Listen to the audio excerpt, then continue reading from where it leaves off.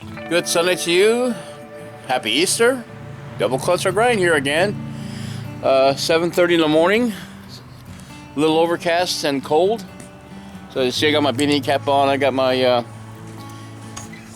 my utility shirt on. And I think it's time for an oil change, guys. Time for the oil change.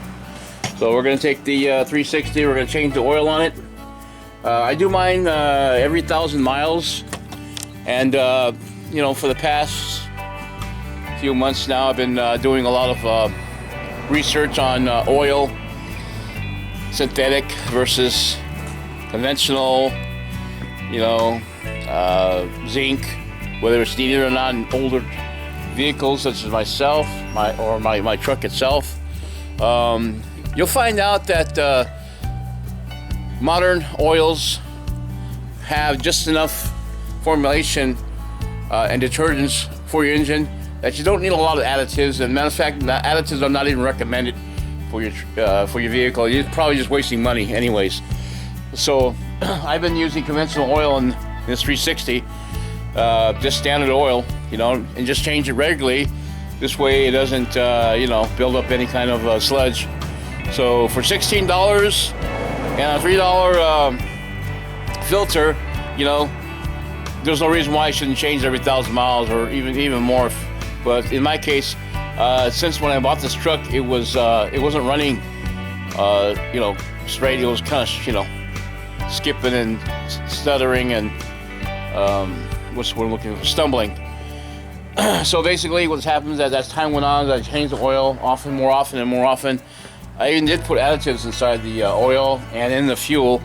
And so now the engine's running a little smoother. I think maybe I had some stuck rings or dirty piston ports where the oil goes behind the ring itself, and to develop any kind of compression.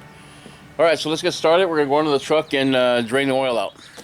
Okay, so yesterday, today being Easter and all, Harbor Freight, Costco, all these other places, big box stores are going to be closed today. So I was running out of gloves, so went down and got some of those vinyl gloves over here at Harbor Freight, and I bought you know, 2 boxes full, so which are much needed for car repairs, making meatloaf, touching icky things. Okay, so these are very important to have, especially if you're going to be dealing with oil and grime. Also, too, if you're going to be under the truck, you know, try to protect your mouth and your eyes. Now, if you're a diehard, some of us don't need that stuff, you know. But if you don't like crusty oil in your eyes and in your mouth, you know, yeah, go ahead and wear the appropriate accoutrements for changing oil. Unscrew the filter.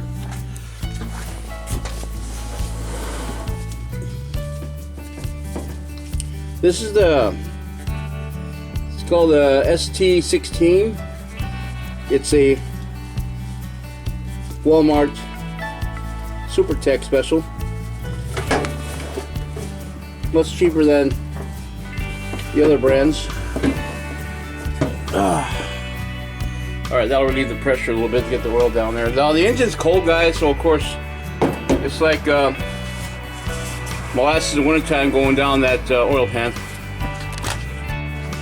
So here's the oil I'm using. It's Supertech all mileage coverage 1040, and it's conventional. Okay, it takes 6 quarts on this 360, and I'll be using the ST16 oil filter. It's a lot smaller than it originally came with. You know, I try to avoid buying Frams. You know, they got a bad rap. Not that I haven't used them in the past, but I've had one actually split on me one time in my mom's 68 Thunderbird. And you know, these Thunderbirds, they have like anywhere from 70 to 80 foot-pounds of pressure on these 429s. So it must have split open.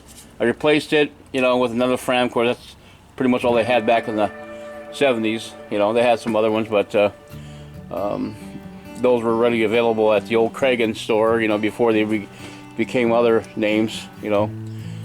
So we're gonna let it drain, and we'll start to refill. Alright guys, so while the oil is draining, I had the opportunity to replace my speedometer cable. So basically what happened was, right here at the very end, I'm going to pull this out. It was, I guess it was too tight and it was bunched up, so my speedometer kept wiggling. So I took a pair of vice grips and started to pinch around it to make it, you know, flush again. And it looks like it's doing pretty good, so it should avoid the wiggling on the speedometer. And then I'll take some of this Lucas tacky red, and then I'm gonna go ahead and lube up the wire. I got it disconnected also from the transmission as well. All right, got the dash all put together now. Oh, this one's a little loose here. There we go. All right, so I'm gonna add a little oil to the new filter. And you know guys, I was just checking the filter out here. The oil is still golden from the last change. So I also had to change it because I had the additive in it. Just wanted to see if it make a difference, and so far it seems like it did okay, I suppose. Didn't hurt, let's just say that about that.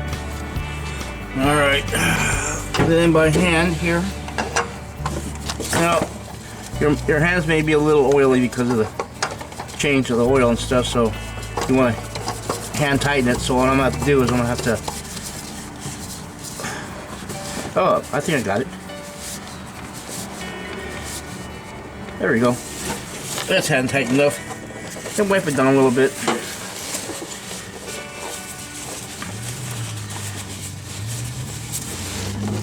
There we go. A little for good measure, I suppose. Alright, so if you look closely, you'll see it's still golden right there.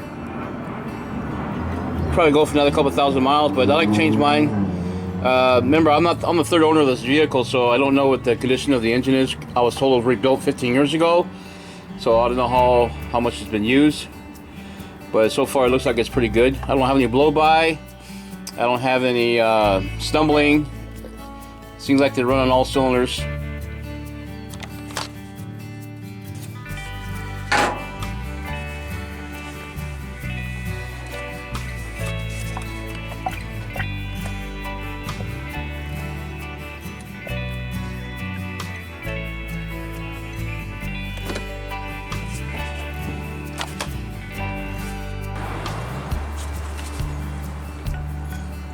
Sometimes these funnels are a little tricky, so you gotta be careful. They'll fall out. They don't quite fit. There you go. Oh, yeah, that might work.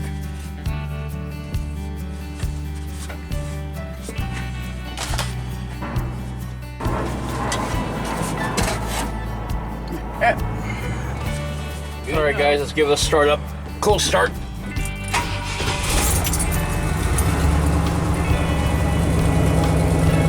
Good oil pressure.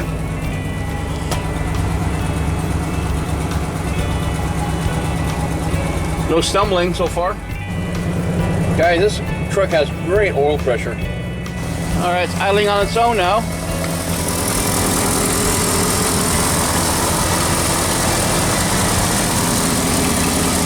Sounds fantastic.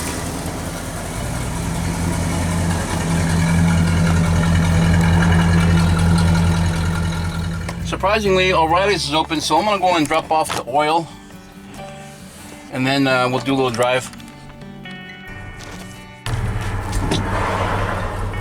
We're almost at O'Reilly's now. I've dropped off the old fluid. I have oil along with brake fluid. Need to get rid of as well. Well guys, speedometer cable isn't working. So we're going to have to find out what's going on when I get to the house. Maybe it broke loose again. Alright guys, we're going back to O'Reilly's again. And we're going to go ahead and... I kept the old one.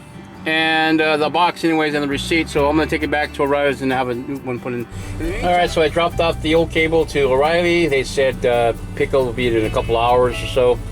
I'll go back there and pick it up. No big hurry. I got the the old one here, it still works, but you know, as you can see, it bounces around a little bit.